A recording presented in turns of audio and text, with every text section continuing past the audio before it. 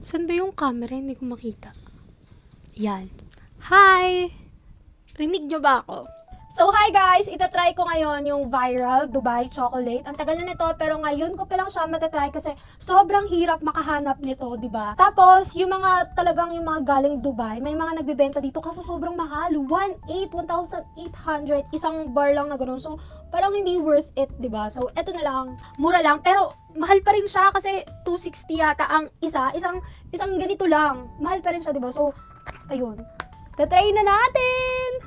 Alam nyo, nung una ko pa lang tong makita dati, grabe, sobrang crave na crave ako. Gusto ko siyang matry talaga kasi mukha siyang masarap. Sarap kasi ng pistachio. Ayaw pang bumukas. Yan. Nung nabili ko siya, may ganito siya talaga. Tapos nakabalot siya ng bubble wrap. Tapos, dumating to kahapon. Tapos nilagay ko muna sa ref. Ayun siya. Ayun. Matigas siya kasi nilagay ko siya sa ref. Excited na ako! Tigas niya. Grabe, excited na ako talaga. Lit lang niya, oh. 260 pesos na to. Excited ako. Game! Ito na siya. May mga design siya. Alam nyo, diet ako. Hindi ako kumakain ng mga chocolate ngayon kasi nga diet ako. Pero, di ba, why not? Ayaw! Hindi na siya aesthetic! Hindi na siya aesthetic, pero ayan yung loob niya.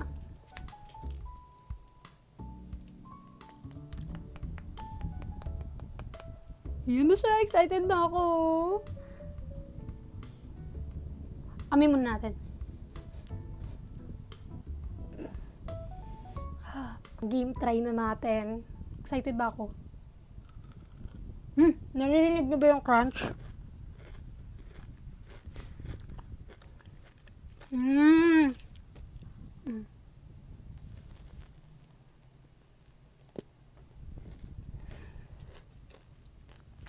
Ba't lasang pulboron?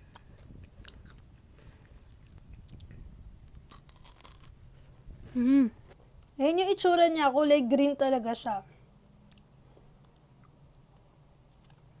Wow.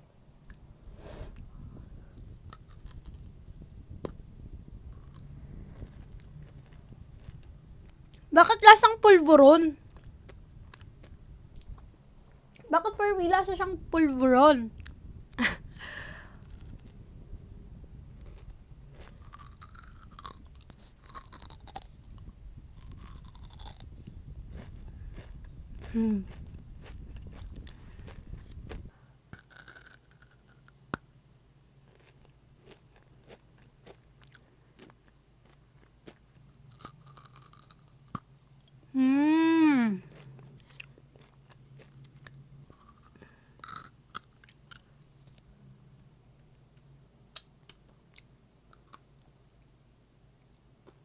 Totoong pistachio ba to? Parang hindi naman.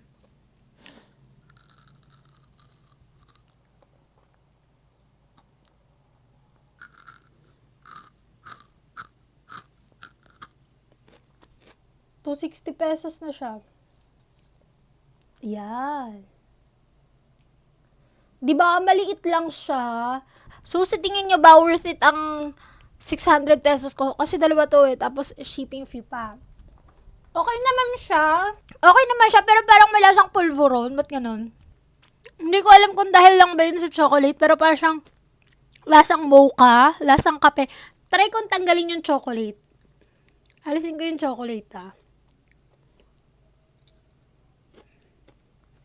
Diba? Sa laula.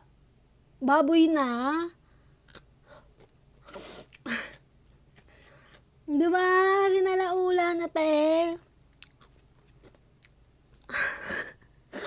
Hinimay-himay! Last chocolate na. Ito na. Ito na. Katayfi na lang talaga siya. Katayfi na lang. Ang baboy! Katayfi na lang talaga siya. Wait lang, hindi nagfo-focus. Tingnan niyo naman yung daliri ko. Baboy yarn. Ayan na, te. Hindi nakafocus. Ayan. Yan. Katayfi na lang talaga to. Tatry na natin siya. Di ko alam kung katayfi or kanafe. Basta yun. Ayan na.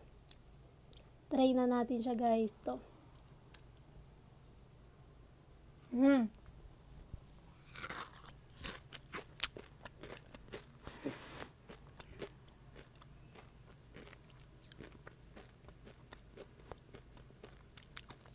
Ang baboy ng daliri. Sa laula na.